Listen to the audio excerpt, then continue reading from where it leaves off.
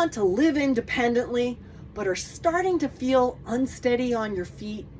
Maybe you're bumping into things, starting to lose your balance, you're beginning to become afraid of falling? Then this video is for you.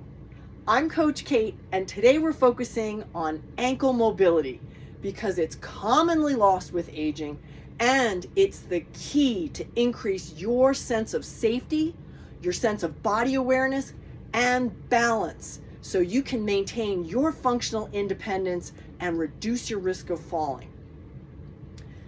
We'll be performing 10 exercises, 10 repetitions in 10 minutes so you can strengthen your ankle mobility, your body-brain connection, and your balance to move steadier, to move stronger and faster with more confidence. Let's get started.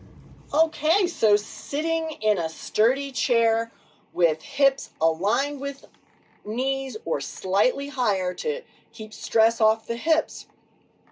You can do these exercises with or without resistance. I always use the MoveMor Mobility Trainer because it makes these exercises more effective and more efficient, so you get a bigger bang for your buck with more strength and flexibility in less time. So let's get started with our 10 exercises. First, we're going to start with toe lifts to increase our dorsiflexion abilities. So lifting those toes slowly and smoothly and lowering down. Lift it up, focus on the movement and feeling the movement. Feeling those shins working as you're lifting as high as you can and lowering. Nice, slow and controlled. As we increase this movement, we improve our walking ability, our sense of body awareness, and our proprioception so we can maintain our functional independence. That's 10. Let's move to now our heel lifts, where we raise the heels and lower. Lift those heels and lower. Lift them as high as you can and lower down. Lift and lower. Focus on how that feels on your calves as your calves are working to lift those heels up and slowly lower down. Lift up and slowly lower down. Just 2 more. And lift and lower. Now we're going to do toe fans. We're just going to start with pointing our toes inward and back to center. Inward and back to center. Nice, slow and controlled and smooth.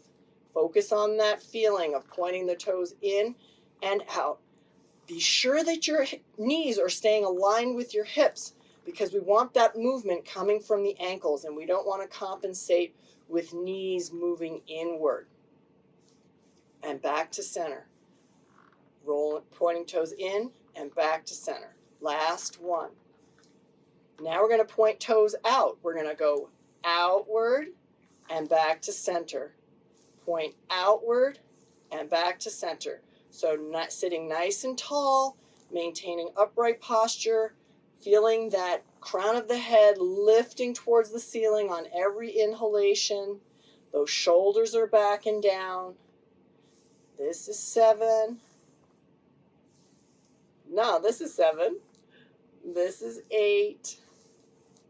This is 9 and 10. Beautiful. Next exercise is inversion. And we point the toes inward, lift the soles of the feet inward and upward and back to center. If it's too difficult to lift both, you can just work on one at a time. Point inward, lift the sole inward and upward, back to center.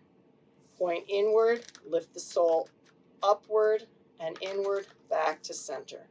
Focus on that movement. This is a tough range of motion and is commonly lost, and it negatively affects balance and walking ability. This is 7. Slow and controlled. This is 8.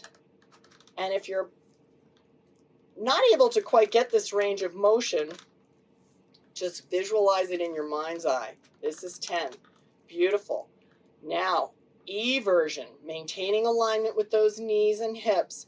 Point those toes outward, lift the soles of the feet outward and upward, back to center.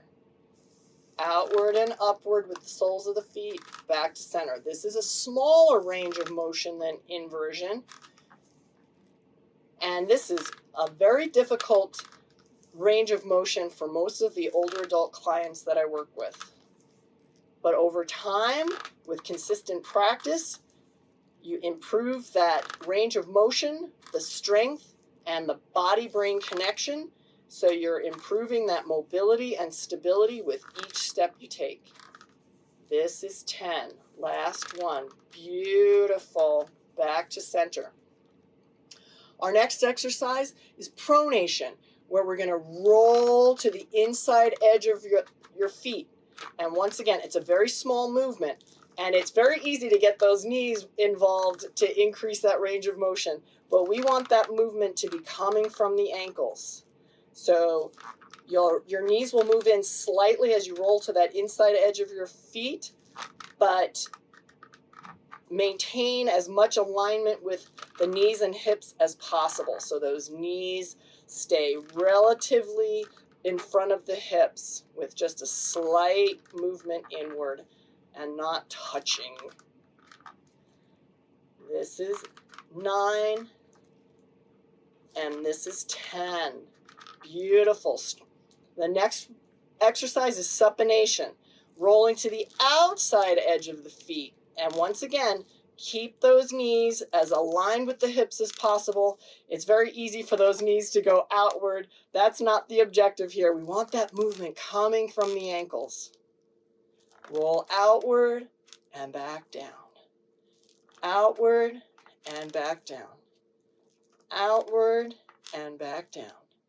3 more. Last 2. Last 1.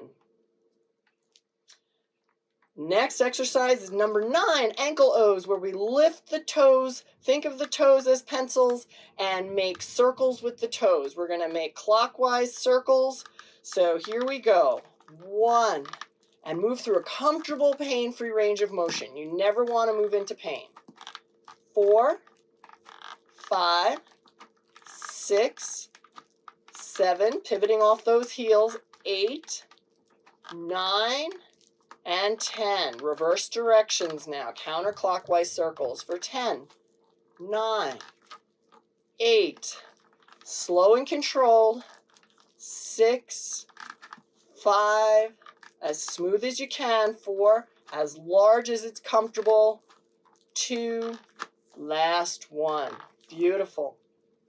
Our last exercise is alphabet writing. And think of those big toes as pencils. Once again, as we lift them, we're going to spell steady and safe in uppercase letters to move our ankles in all ranges of motion.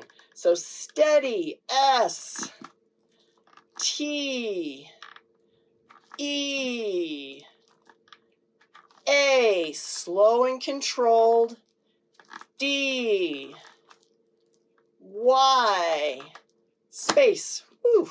That's really burning here. And A, N, D, space. Last word here that we're spelling is safe. S, A, F, and E. Ooh, feel those shins. That's 10 exercises, 10 reps, 10 minutes to help you increase your ankle mobility for stronger body-brain connection, better balance, so you can maintain your functional independence and live more fully. Thank you. Have a great day.